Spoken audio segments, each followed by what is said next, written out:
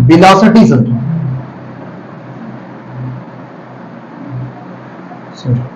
हम सब स्पीड समझ चुके हैं ना, स्पीड समझ चुके हैं, डिस्टेंस समझ चुके हैं, डिस्प्लेसमेंट समझ चुके हैं, अब वेलोसिटी समझना है। The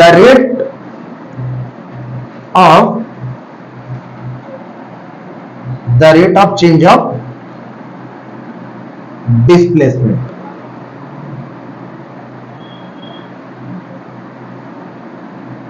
the rate of change of displacement, that is called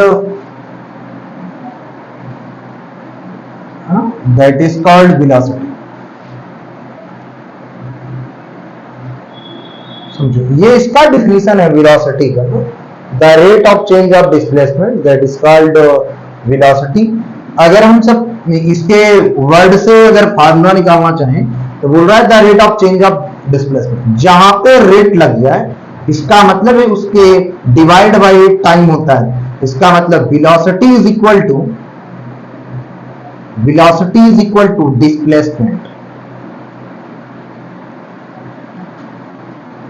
displacement by time. अगर हम सब इसके यूनिट की बात करें, यूनिट क्या होता है, डिस्प्लेसमेंट का मीटर होता है और समय का सेकंड होता है, तो इसका हो जाएगा मीटर पर सेकंड। इसको हम सब एमकेएस सिस्टम में भी जानते हैं और एएसआई सिस्टम में भी जानते हैं, है ना। होता और भी है, अगर आप सीजीएस में जा रहे हो तो सेंटीमीटर पर सेकंड होता है, ये सीजीएस में होता है। समझो, किसी भी यूनिट को नापने के लिए 3 मेथड होते हैं।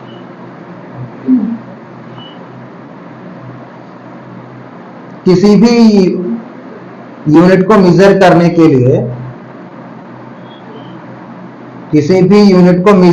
के लिए, तीन होते तो और हैं, लेकिन हम सबको 3 ही समझना है, जो कि अभी चल रहा है एमकेएस या एसआई, सिर्फ उसी को समझना है। चलो समझो, एक होता है एमकेएस। एमकेएस का मतलब होता है मीटर, है ना, केजी और सेकंड होता है। एम मतलब मीटर, के मतलब केजी, एस मतलब सेकंड होता है। दूसरा समझो, एक होता है सीजीएस। सीजीएस का मतलब होता है सेंटीमीटर, और जी का मतलब होता है ग्राम, है ना, एस का मतलब सेकंड। इसका मतलब ये सी हो गया, ये अपना जी हो गया और एस हो गया। आगे समझो, एफपीएस फुट पाउंड सेकंड है।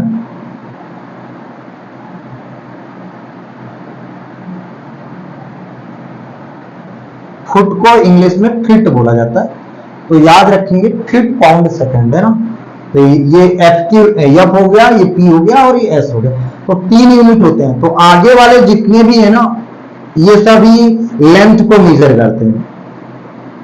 बोले तो एम सी एफ, ये जो एम है, सी है और एफ है, ये लेंथ को मेजर करता है। सेकंड वाला जो है वो मास को मेजर करता है।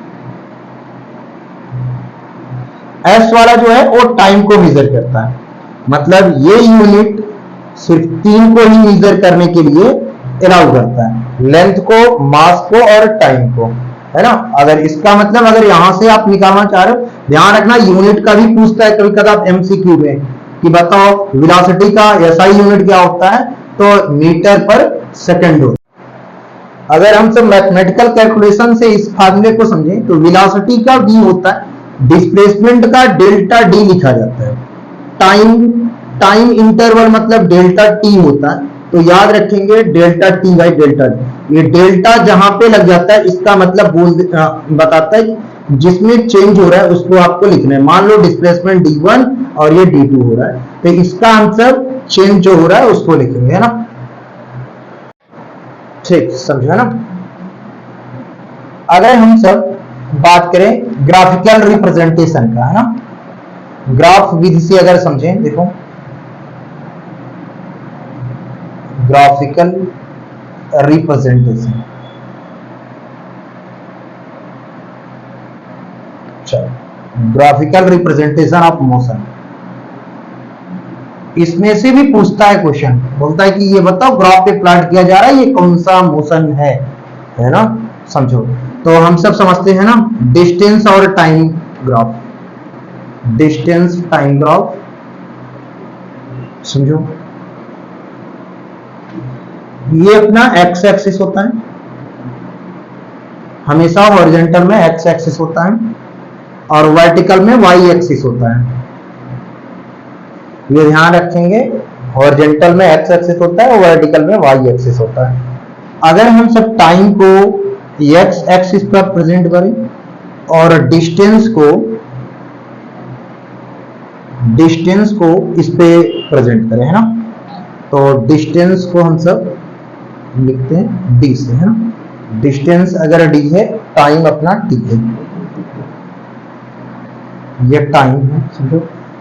इधर में नंबरिंग कर लेंगे अपना 1 2 3 4 5, जो भी टाइम सेकंड में होना चाहिए, डिस्टेंस अपना मीटर में होना चाहिए। इधर भी ग्राफ पे प्लॉट कर रहे हैं तो 1 2 3 4 5 होगा, इधर भी 1 2 3 4 और 5 और 6 होगा। ये नीचे टाइम सेकंड में है, वर्टिकल में अपना मीटर में है। अगर यूनिफॉर्म मोशन है, मतलब अगर ये हम सब बात करें यूनिफॉर्म मोशन का, अगर यूनिफॉर्म मोशन में है तो ध्यान, हमको पता है कि इसके वेलोसिटी में कोई चेंज नहीं होता, मतलब इसके स्पीड में कोई चेंज नहीं होता। तो समझो अगर एक सेकंड में 1 मीटर ट्रेवल किया तो अगले 2 सेकंड में भी ये 2 सेकंड ही ट्रेवल करेगा। तो कहने का मतलब ये स्ट्रेट लाइन बन रहा है ना, स्ट्रेट लाइन अगर बन रहा है तो इसका स्लोप जो होगा, इसको हम सब स्लोप बोलते हैं, स्लोप या ग्रेडियंट बोला जाता है। देखो अब क्वेश्चन यहां से आता है कि बताओ अगर किसी का ग्रेडियंट 45 डिग्री है, मतलब अगर ये इसका ग्रेडियंट या स्लोप अगर 45 डिग्री है तो बताओ यूनिफॉर्म मोशन है या नहीं, नॉन यूनिफॉर्म मोशन है ना। तो याद रखेंगे ये अपना अगर स्ट्रेट लाइन बन रहा है तो अपना ये यूनिफॉर्म मोशन है ना। अगर किसी का अपोजिट जो नॉन यूनिफॉर्म होता है उसको रिप्रेजेंट करेंगे, यहां पे टाइम होगा और ये डिस्टेंस होगा, सेम चीजें प्लॉट होंगी लेकिन ग्राफ कुछ अलग सा बनेगा। इसका ग्राफ कुछ ऐसे प्लॉट होता है ना, इसका ग्राफ कुछ इस तरीके से प्लॉट होता है। यहाँ पे 1 2 3 4, इधर भी अपना 1 2 3 4 है ना। नॉन यूनिफॉर्म का ये अपना बनता है, इसको हम सब कर्व बोलते हैं। अगर ये कर्व में बन रहा है, कर्व या जिगजैग लाइन कुछ बन रहा है तो ध्यान रखेंगे ये ऐसे भी हो सकता है या ऐसे भी हो सकता है, कभी अप डाउन करके, तो इसको हम सब जिगजैग बोलते हैं। अगर ये जिगजैग टाइप का बन रहा है इसका मतलब होता है कि ये नॉन यूनिफॉर्म मोशन है ना। ये वाला ग्राफ अपना नॉन यूनिफॉर्म का है, नॉन यूनिफॉर्म मोशन का है, ये ग्राफ याद रखेंगे है ना। अगर स्पीड टाइम का ग्राफ देखें, स्पीड टाइम ग्राफ है ना, अगर हम सब स्पीड टाइम ग्राफ का देखें तो क्या समझ में आता है, समझो।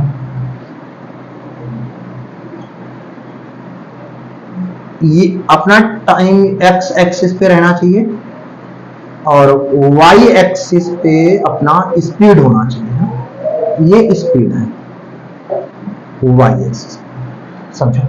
अगर हम सब बात करें ना यूनिफॉर्म मोशन का, यूनिफॉर्म मोशन समझो, यूनिफॉर्म मोशन का कंडीशन क्या है, स्पीड कांस्टेंट होनी चाहिए। अगर ये वर्ड याद है, स्पीड कांस्टेंट होना चाहिए तो बन जाएगा। देखो टाइम चेंज हो रहा है यहां लेकिन स्पीड अपना कांस्टेंट है, यहां पे स्पीड कांस्टेंट है। चलो देखो बताते हैं, देखो यहां मान लो अपना स्पीड जो भी है मान लेते 5 मीटर पर सेकंड की स्पीड से जा रहा है, यहाँ की लाइन अगर 5 बता रही, सेकंड अपना चेंज हो रहा है, 1 सेकंड, 2 सेकंड, 3 सेकंड, 4 सेकंड है। ये स्पीड अपना मीटर पर सेकंड में होना चाहिए और ये सेकंड में होना चाहिए, टाइम अपना सेकंड में होना चाहिए। टाइम अपना चेंज हो रहा है ना, टाइम चेंज हो रहा है और स्पीड जो है कांस्टेंट है, ये ध्यान रखेंगे। इस समय देखो यहाँ स्पीड अब वेरी नहीं कर रहा है, यहां से स्पीड यहाँ, अब ये सोचो यहां से क्यों नहीं जा रहा है ना, हम सबका यहां से क्यों नहीं जा रहा है, ओरिजिन पॉइंट से क्यों नहीं जा रहा है, क्योंकि हमको पता है कि मोशन में अगर कोई चीज है तो रेस्ट से नहीं स्टार्ट होगा, इसलिए हम सब जो है इसको जीरो से ना बना के ऊपर से बनाएंगे, है ना। आगे देखो, अगर नॉन यूनिफॉर्म की बात करें, नॉन यूनिफॉर्म मोशन की बात करते हैं, नॉन यूनिफॉर्म मोशन की बात करते हैं, ये टाइम और ये स्पीड है ना, इसमें स्पीड वेरी करती है, कभी स्पीड बढ़ भी सकती है, कभी स्पीड घट भी सकती है और कभी स्पीड हाई भी हो सकती है। ये अपना नॉन यूनिफॉर्म है ना, ये सेकंड में होना चाहिए, इधर इधर मीटर पर सेकंड में होना चाहिए, है ना। ये ध्यान रखेंगे, इसमें हमेशा स्ट्रेट लाइन बनना चाहिए, स्ट्रेट लाइन बनना चाहिए। जब भी यूनिफॉर्म की बात होगी तो हमेशा स्ट्रेट लाइन बनना चाहिए, चाहे वो डिस्टेंस टाइम ग्राफ हो चाहे वो स्पीड ग्राफ हो, है ना, स्पीड टाइम ग्राफ हो। इसमें स्पीड क्या होती है, स्पीड वेरी करती है, स्पीड जो है वेरिएबल होती है, कभी ज्यादा कभी कम, और हो सकता है कि रेस्ट से स्टार्ट करें, इसलिए ये रेस्ट से भी हो सकता है और यहां से भी हो सकता है ना, तो याद रखेंगे इसे। आगे बात करते हैं एक्सेलरेशन, एक्सेलरेशन की बात करते हैं। चलो इसका भी डेफिनेशन समझो।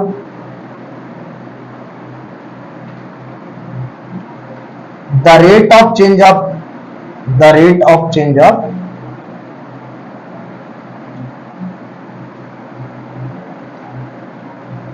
velocity, the rate of change of velocity, that is called acceleration, है ना। अगर हम सब इसके फार्मूले की बात करें तो एक्सेलरेशन इज इक्वल टू होगा the rate of change, velocity मतलब delta v by delta t होगा, है ना। रेट लगा इसका मतलब बाई t हो जाएगा, समझो। एक्सेलरेशन को हम सब a से लिखते हैं और ये del v by del t होता है, समझो। तो इसको अगर हम सब बात करें तो v माइनस यू लिख सकते हैं, अब डिवाइड बाई t लिख सकते हैं, समझो।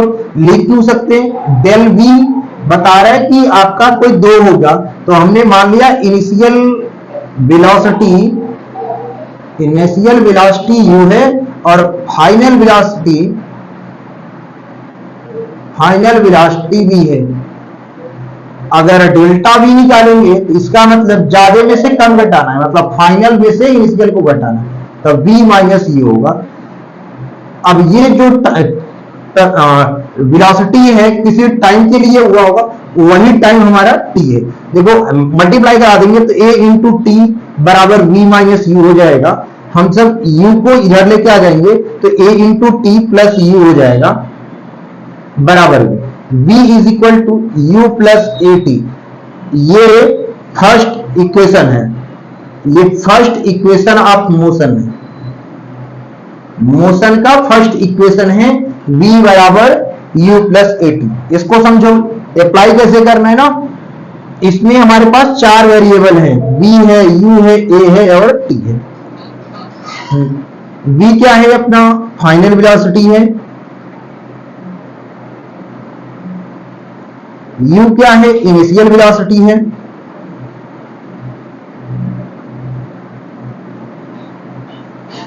a क्या है, a है एक्सेलरेशन, t क्या है, टाइम है। चलो अगर हम सब एक्सेलरेशन के यूनिट की बात करें ना, देखो यहां से यूनिट निकालो, इसका होता है मीटर पर second divide by second, second ऊपर जाएगा तो मीटर पर सेकंड स्क्वायर इसका यूनिट होगा। याद रखेंगे एक्सेलरेशन का यूनिट होता है मीटर पर सेकंड स्क्वायर। देखो वेलोसिटी का बताया था मीटर पर सेकंड होता है, ये भी वेलोसिटी है इसलिए मीटर पर सेकंड होगा, ये एक्सेलरेशन है इसलिए मीटर पर सेकंड स्क्वायर होना चाहिए, और ये टाइम है टाइम के लिए सेकंड होना चाहिए।